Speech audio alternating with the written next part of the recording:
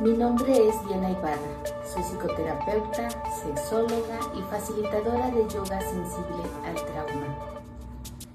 Y es mi mayor deseo contribuir a que las personas, en especial las mujeres, podamos vivir desde el placer, libres de culpas, el autocuidado, el autorreconocimiento y el amor propio, para que podamos pasar de la niebla mental al bienestar mental.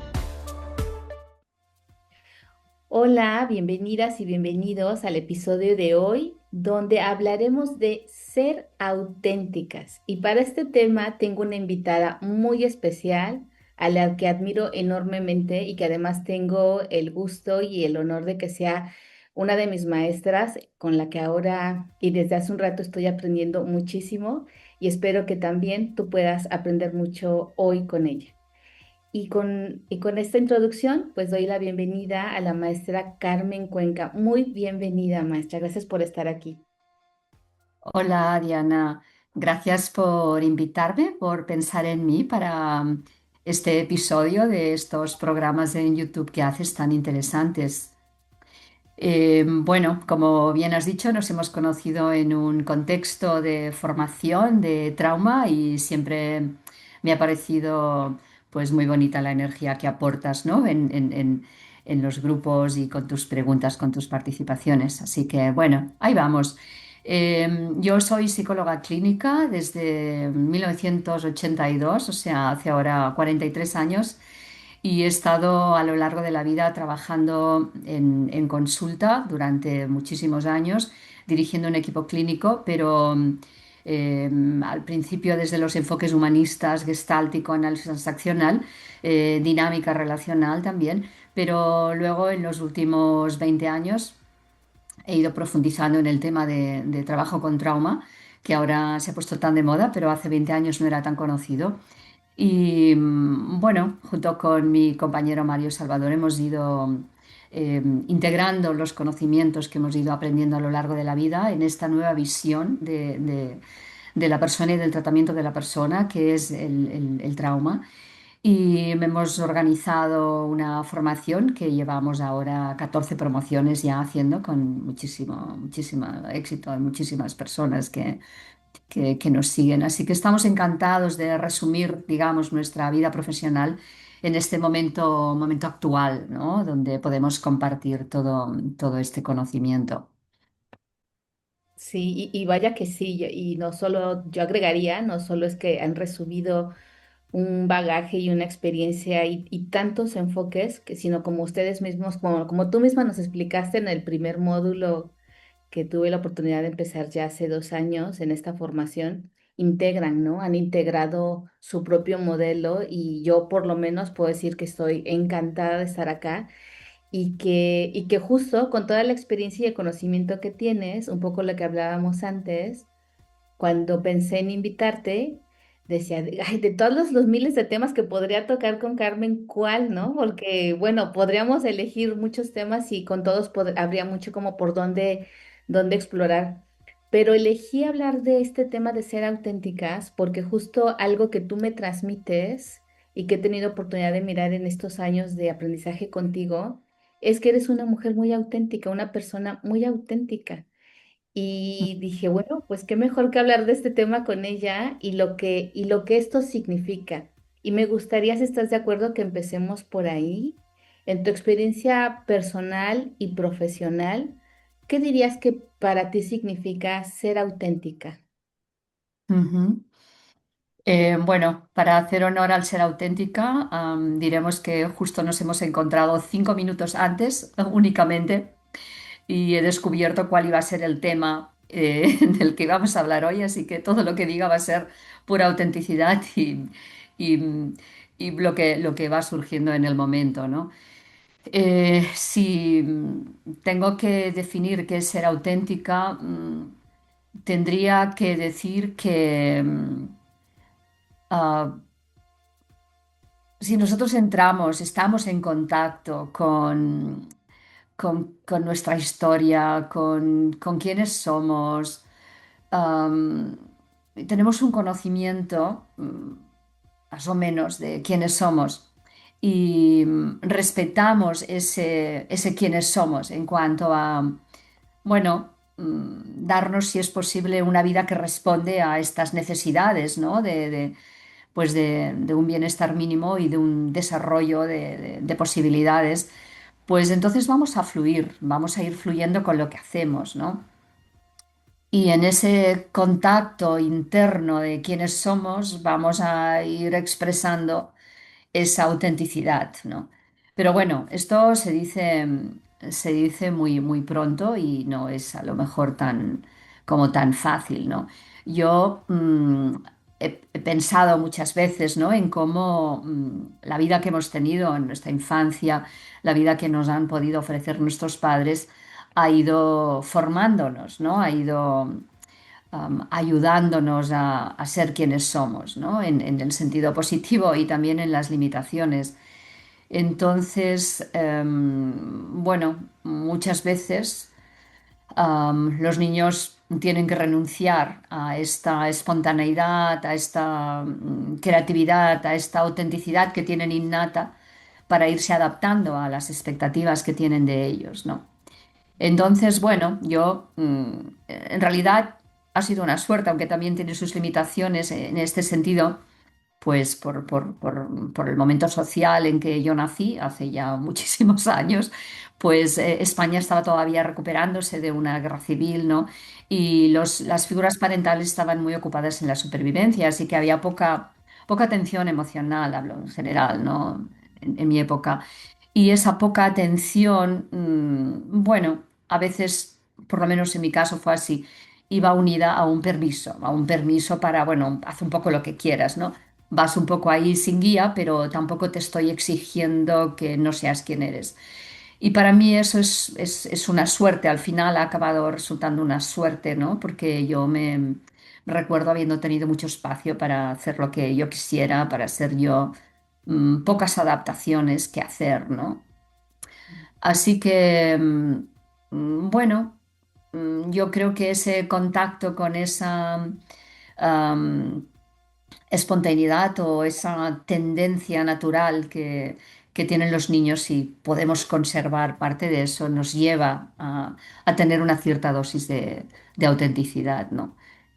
Y, y bueno, luego, por supuesto, acompañando todo esto de un proceso personal, como decía antes, de autoconocimiento, ya nos convertimos en auténticos, pero más desde la consciencia, ¿no? Desde el, bueno, qué necesito, qué quiero expresar, dónde quiero poner mi energía. Y después, bueno, hay un ingrediente que para mí es crucial, que es el disfrute, ¿no? El disfrute de la vida. Y para mí es casi un requerimiento para hacer lo que hago, ¿no? Si no lo disfruto me cuesta mucho. Y entonces en ese disfrute está también, ¿no? De una manera natural invitada la autenticidad. Y bueno, seguro que habría muchas más maneras de definirla, Diana. Quizá tú quieras contribuir con alguna, es lo que se me ha ocurrido así desde esta improvisación. Sí, sí, te escuchaba y bueno, primero estoy de acuerdo con lo que dices y retomaría dos cosas que has dicho, me parece bien valiosas. Una, decías que la autenticidad tiene que ver con saber quiénes somos, con conocernos.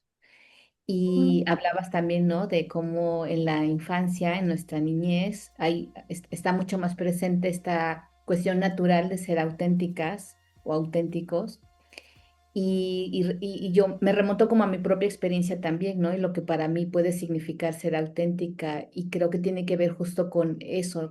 Como ahora yo, cuando me siento que yo soy más auténtica, es cuando, lo que acabas de decir, siento que estoy disfrutando lo que estoy haciendo, que siento mm, que no estoy como siendo algo que no soy o que no quiero ser y que se siente como en libertad. Así diría yo que para mí significaría ser auténtica. Y justo, ¿no? Yo lo que veo en consulta, por ejemplo, y seguramente tú lo has visto en tus muchos años de experiencia y ahora como maestra que acompañas a quienes nos formamos en el modelo de Aleseya, lo que se ven en los consultantes es que muchas veces justo dicen esto, es que bueno, no sé quién soy, ¿no? O perdí como que la brújula, de pronto ya no sé por qué estoy haciendo lo que hago, o sé que ya no quiero hacer esto o aquello, pero igual lo sigo haciendo. Y por ahí me gustaría que pudiéramos como también mirar un poco qué suele ir haciendo difícil o que nos empieza a dificultar como personas el ser personas auténticas. Por ahí Mm, me gustaría que indaguemos un poquito. sí, sí, bueno, generalmente el origen está en nuestra infancia, ¿no? Tenemos que, para nosotros es absolutamente esencial como seres biológicos que somos, ¿no? Y mamíferos, el tener unas figuras cuidadoras, ¿no? Unas figuras parentales o sustitutas de los padres, pero figuras parentales en definitiva que, que nos garanticen la supervivencia, les necesitamos para todo, pero no solo para la supervivencia física, sino también para generar nuestra autoestima, nuestra valía y para poder más o menos crear una sensación de confianza en la vida y en los demás, ¿no? Entonces, la autoestima y la confianza son los dos pilares que nos van a construir. Y claro, para conseguir sentirnos queridos o sentir que pertenecemos a nuestro clan, vamos a hacer lo que sea. Generamos todo tipo de adaptaciones de personalidad que a veces no son lo que nosotros quisiéramos ser, sino lo que creemos que esperan de nosotros, ¿no? Pues una niña que a lo mejor pues quiere ser más artista, pero vive en una familia donde todos son médicos y donde se valora muchísimo el estudio universitario y el logro a nivel académico. Y entonces, pues a lo mejor va a renunciar a estos aspectos, ¿no? Que a lo mejor la habrían llevado a ser brillante en bellas artes también, ¿no? Pero que no está contemplado como algo posible, ¿no? Pero no solo eso, no solo el camino que vamos a recorrer, sino la expresión de nuestras emociones, ¿no? Cuando algunas emociones no están permitidas o están criticadas, están incluso nos avergüenzan por tenerlas, entonces nosotros vamos a tener que cambiar eso que sentimos para que sea aceptado, adaptado y tener un sentido de yo aquí donde vivo, en este lugar al que pertenezco, pues bueno, existo, ¿no? Soy alguien. Si soy alguien valioso, pues mejor, ¿no? Entonces esto nos va a ir haciendo estas modificaciones en estos aspectos como más naturales nuestros, ¿no? Y una vez que nos hemos instalado en estos patrones, en estas maneras de manejarnos en la vida, casi que nos identificamos con ellas, ¿no? Y olvidamos aquel personajito auténtico que fuimos, aquel niño espontáneo y vital que fuimos, aquella niña, ¿no? Que, bueno, estaba como más conectada con la alegría y con la vitalidad y nos convertimos más en estos personajitos, en estas personas adaptadas, ¿no? Y nos olvidamos de estos aspectos nuestros. Luego también vivimos una vida socialmente bastante exigente, ¿no? La escuela, después la vida laboral, tenemos que ganarnos la vida, pagar tantas facturas, tantos impuestos. Es como, el personaje que construimos para adaptarnos, casi no puede atender más que la supervivencia, ¿no? En ese sentido, la mayoría de las personas estamos o están como muy sujetas a tener que responder a esas necesidades básicas, ¿no? Así que eso no nos deja mucho espacio y eso lo va complicando cada vez más. A veces tenemos la suerte de que llega una crisis en la vida y esa crisis nos hace pararnos y plantearnos, ¿no? Y a veces tenemos que renunciar a un montón de cosas para resolver esa crisis, pero las crisis suelen ser oportunidades en este sentido para recuperarnos, ¿no? Recuperar quiénes somos. Sí, sí, sí. Totalmente de acuerdo contigo y esto que decías, ¿no? De cuando necesitamos, cuando somos pequeñas, pertenecer al clan, sentir que seguimos siendo parte, pues como bien decías, de alguna forma partes de nosotras pues van renunciando, ¿no? A cosas y entonces adaptamos otras. Y cuando nos volvemos adultas, pues lo sentimos tan propio, ¿no? Que es difícil como Mm, desidentificarnos de esas partes. Yo, por ejemplo, me acordaba de un ejercicio que nos pusiste en una clase hace algunos meses, donde nos pedías que expresáramos corporalmente, como una parte, no me acuerdo cuál era no me acuerdo cuál era la indicación exacta, pero bueno, una parte que era como más seria y otra parte que era como más, tal vez como extrovertida. Y fue bien interesante porque la mayoría, y yo me acuerdo de mí mm, misma, en mi parte más como, no sé, niña, o no sé cómo decirlo, fui así como jugaba y brincaba y bailaba, ¿no? Pero en la otra, en la que la de la adulta, era muy, muy seria, muy formal, ¿no? Y me llevó a darme cuenta de eso, ¿no? Cómo tengo tan adentro que ser una mujer adulta, seria, profesional, tendría que ser siempre de esta manera como muy contenida y muy, muy propia, ¿no? Y que me cuesta mucho, reconozco que he descubierto que me cuesta mucho estar relajada, tranquila, divertirme, hacer locuras y sentirme bien con eso, ¿no? Como que solo en muy pocos espacios, con muy poca gente, logro sentir que puedo como tocar esa parte, pero también ahora, como decías tú, de forma más consciente, siendo adulta, trato de cultivar esa parte de mí, ¿no? También cuidando, pues, de mi persona, donde me voy sintiendo cada vez más cómoda. Y creo que eso le mm. pasa mucho en general a las personas adultas y a quienes empiezan a trabajar sus procesos personales. Mm, sí, hablábamos de las partes polarizadas, me acuerdo de este ejercicio que dices, ¿no? Y teníamos que escoger una parte que fuera muy característica nuestra. Y como era un grupo de psicólogos, porque esto era dentro del contexto de formación, pues casi todo el mundo escogió, pues eso, el adulto responsable, ¿no? Serio, trabajador, estudioso, ¿no? Y luego dijimos cuál es la parte opuesta. Y fue muy bonito porque en la mayoría de nosotros, ¿no? Y de los alumnos, lo que salía era precisamente esta parte, ¿no? Como más libre, más pues de no disciplina, justo lo contrario de lo que es el estudio, ¿no?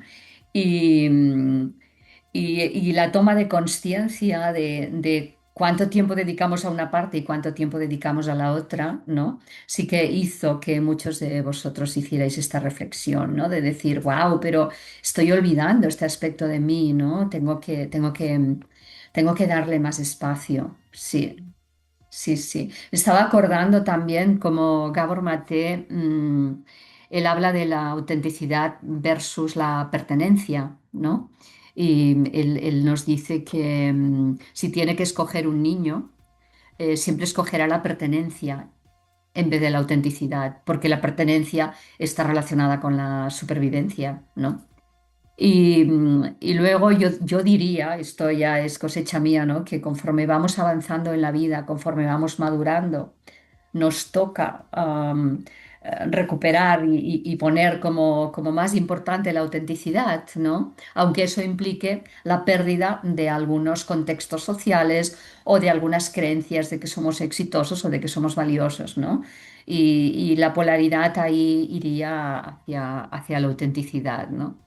Hay una cosa que he observado, ya que somos las dos mujeres, pues me fijo en ello, ¿no? Ahora, o sea, pongo atención en ello, como en la mujer cuando atraviesa la etapa de la menopausia, esa es una crisis del ciclo vital, pero que la mayoría de las mujeres sí lo viven con la consciencia de la que hablábamos antes, les lleva precisamente a buscar esa polaridad con una fuerza irrefrenable, ¿no? La polaridad de la autenticidad. Es como quiero ser yo, ¿no? A cualquier precio, digamos, ¿no? Así que, bueno, en el hombre también se dará, pero yo ahora lo he citado, me ha venido como en la mujer es muy claro ese momento, ¿no? Sí, Sí. sí. Y me encanta que lo nombres porque justo también lo estaba pensando.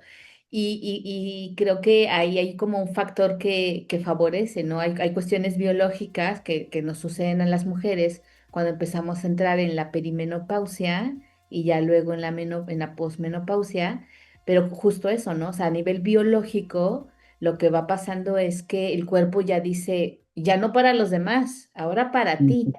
Y luego Sí. social y psicológicamente empezamos como a ver, espérame, ¿no? Porque ahora ya no me interesa tanto estar protegiendo, cuidando a los demás, sino como que me quiero mirar más a mí. Eso es como un tiempo de ajuste muy interesante y creo que de alguna forma es como un protector, como un elemento protector para las mujeres, ¿no? Que nos permitimos vivir esa parte de ese proceso natural biológico. Y pensando en recursos que contribuyen en general a las personas, pero en específico a las mujeres, sobre cómo avanzar o retomar nuestra autenticidad. ¿Qué más podríamos agregar? ¿Qué nos puede ayudar como personas a Ujú. reconquistar nuestra autenticidad? Ujú. Un poco lo has dicho, Sí, pero lo que pudiéramos seguir como abonando en eso. sí.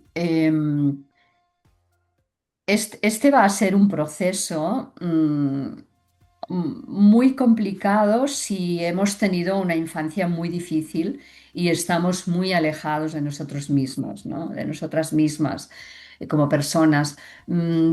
Tenemos que hacer un proceso de curación, de curación de nuestros traumas, pero bueno. Todo es un continuum, hay personas que han sufrido más, otras que han sufrido menos. Hablemos un poco así como del término medio, ¿no? A mí me parece imprescindible hacer una revisión de quiénes fuimos y cuáles fueron las circunstancias que nos hicieron adaptarnos y perder ese quiénes fuimos, ¿no?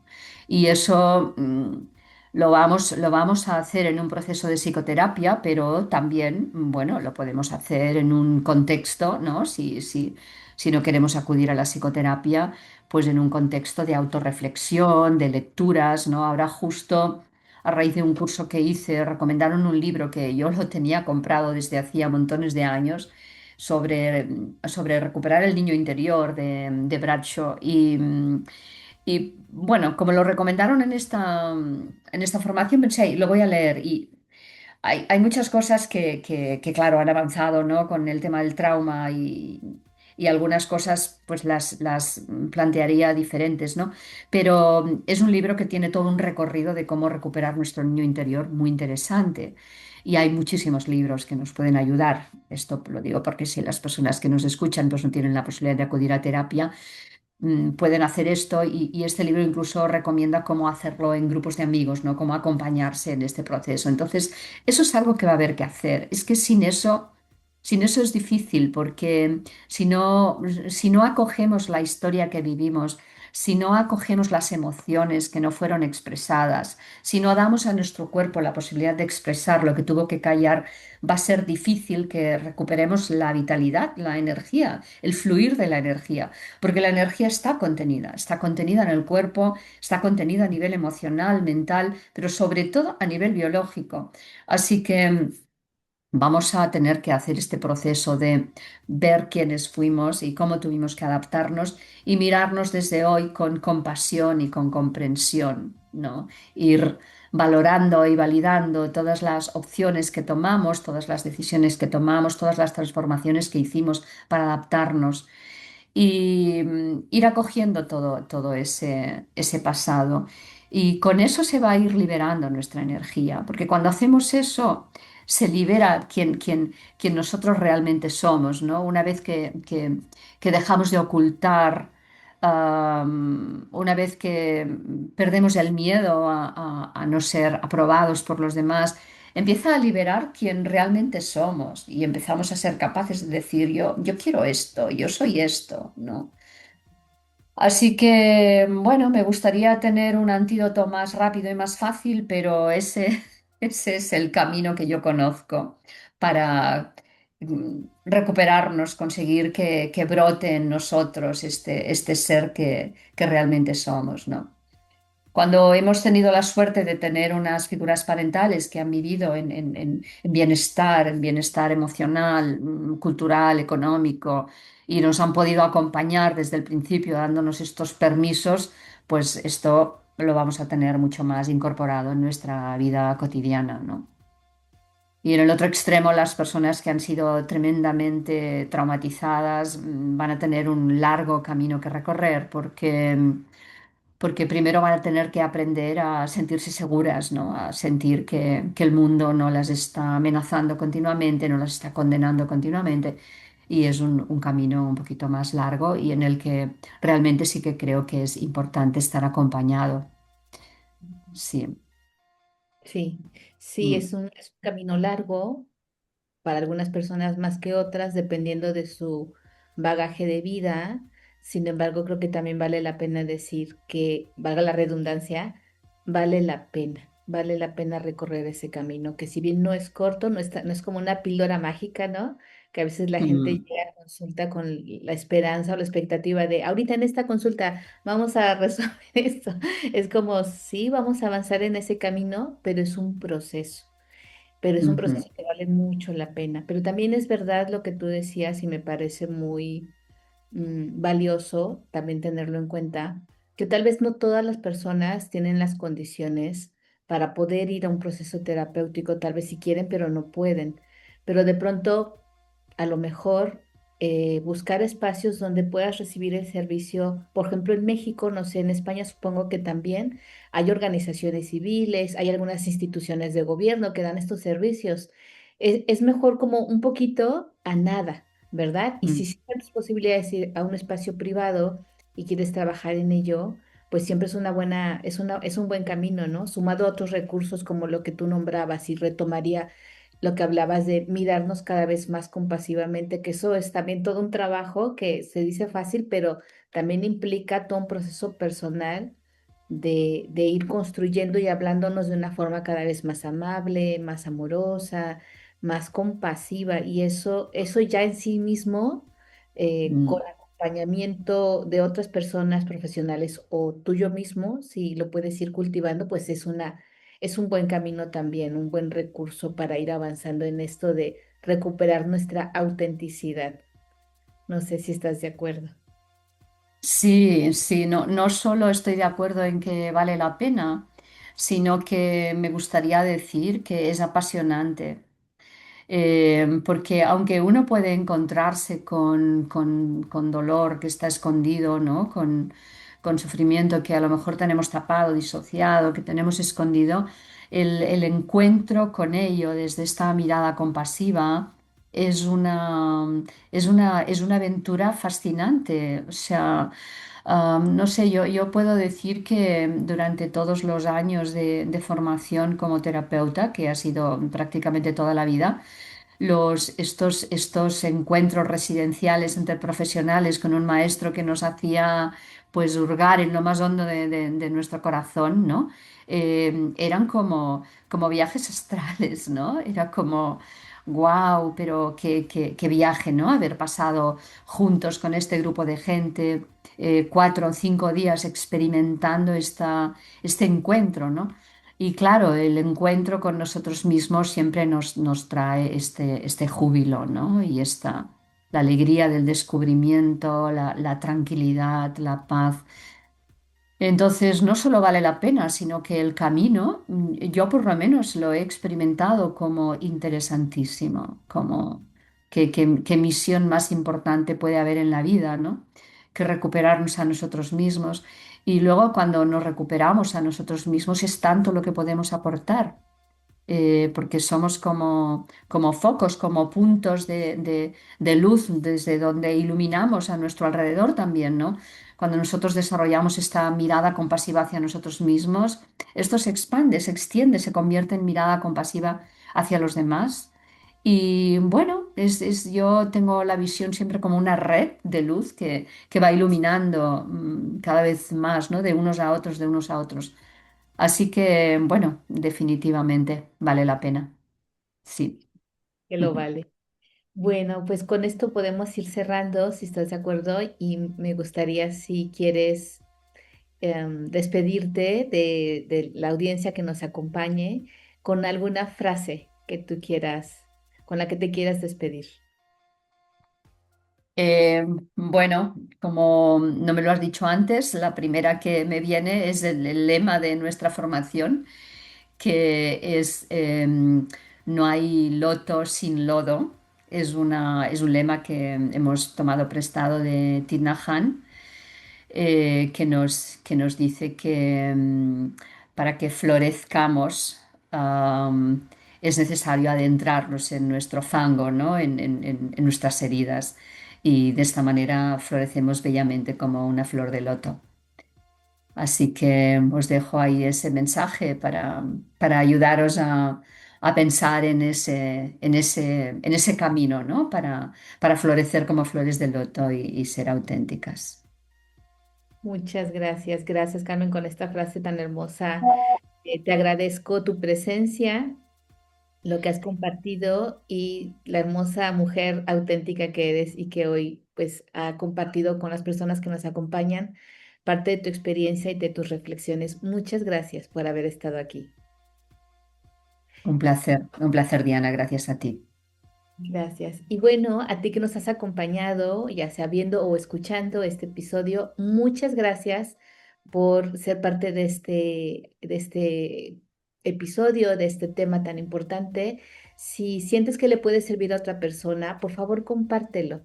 Y también, si te gustan estos temas, puedes darle me gusta o seguir este canal y eso me va dando idea de qué temas te gustan y poder seguir contribuyendo a estos temas. Así que gracias nuevamente y nos vemos en el próximo episodio. Hasta pronto.